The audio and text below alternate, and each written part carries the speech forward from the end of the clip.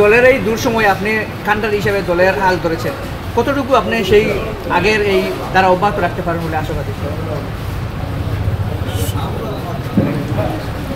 সুসময়ে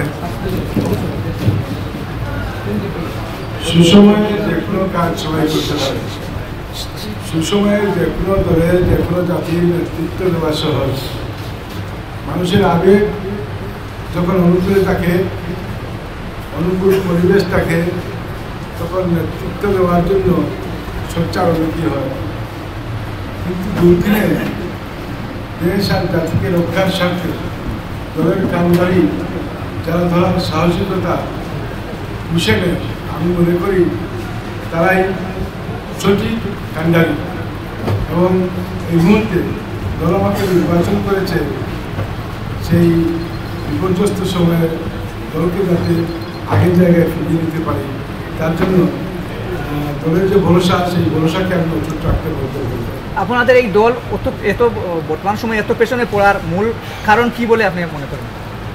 সে তো দীর্ঘ ইতিহাস, একদিনে এক সময়ে হয়নি।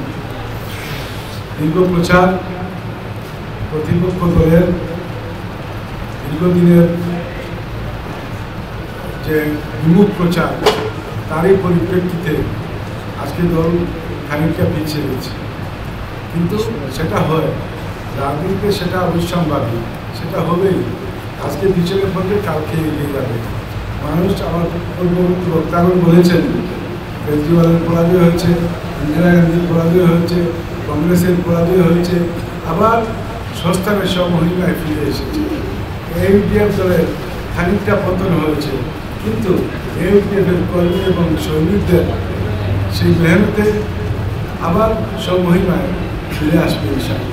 শ্রীভূমি নাম লয়ে মুখ্যমন্ত্রী বলেছেন যারা শ্রীভূমি নামটা পছন্দ করছেন না ওরা বাংলাদেশি। হ্যাঁ, ওনার কাছে তো সবাই বাংলাদেশি, অর্থাৎ ওনার এলার্জি হলো উনি বাংলাদেশি বললে সংখ্যালঘু সম্প্রদায়ের মানুষকে কটাক্ষ করতে পারলে ওনার হারে বাতাস লাগে। সংখ্যালঘু সম্প্রদায়ের মানুষকে নিচ দেখাতে, ছোট করতে বাংলাদেশি বললে উনি মনে করেন সংখ্যালঘু সম্প্রদায় ওনার পাশে চলে যাবে। ওনার এই ভ্রান্ত ধারণাকে দীক্ষা জানাই। আজকে শ্রীভূমি নাম যেটা উনি রেখেছেন এবং কবিগুরু রবীন্দ্রনাথ ঠাকুরকে পুরস্কৃত করেছেন,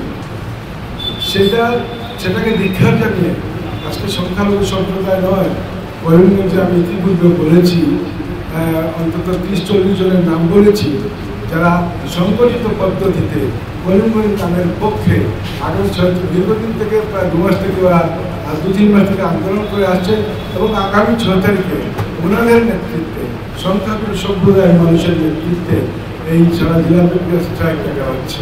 গতিকে উনি যে শ্রীভূমি নামের পক্ষে যারা আছে তাদেরকে বাংলাদেশি বললে ওনারা সবাই বাংলাদেশি হিসাবে কবি, সাহিত্যিক, লেখক, এই বলাকে যারা শীর্ষস্থানীয় মানুষ, ওনাকে জিজ্ঞেস করা উচিত ওনারা কি সবাই বাংলাদেশি। তো ওনার কাছে যদি ন্যায়ের পক্ষে যারা এই কথা বলবে তাদেরকে উনি যদি বাংলাদেশি হিসাবে অভিহিত করেন, ওইটা কিন্তু পূর্বে উনি যখন বিজেপিকে কটাক্ষ করতেন আর বলতেন যে গুজরাটের জলের পাইপে মুসলমানের রক্ত বয়েছিল, উনি কথাটাকে দীক্ষা জানাতেন। উনি ওয়াজ মাহফিলে যেতেন, উনি মাদ্রাসার অনুষ্ঠানে যেতেন, তকিফ করে উনি ওয়াজ করতেন। আজকে উনি বিজেপিতে যোগদান করার পর আরএসএসের আদর্শে, আরএসএসের কুশিক্ষায় অনুপ্রাণিত হয়ে উনি যেভাবে মুসলিম বিদ্বেষী, সংখ্যালঘু বিদ্বেষী কথা বলছেন, সেগুলো সংখ্যাগুলো হিন্দু মানুষ, হিন্দু সমাজ ভালোভাবে অনুধাবন করতে পেরেছে এবং তার জবাব সেই সংখ্যাগুলো মানুষরাই, সংখ্যালঘু শান্তিপ্রিয় কবি, সাহিত্যিক এবং বুদ্ধিজীবী হিন্দু সম্প্রদায়ের মানুষই আগামী 2026-এর নির্বাচনে ওনাকে জবাব দেবে।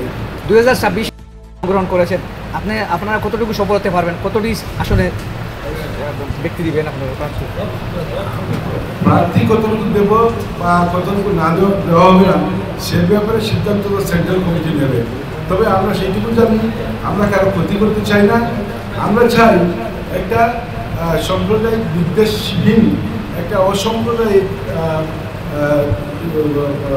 মিনিস্ট্রি গঠন হোক, বিধানসভা গঠন হোক, তার পরিপ্রেক্ষিতে যে জায়গায় সেটা তো আমি বললে হবে না, সেন্ট্রাল কমিটির ব্যাপার।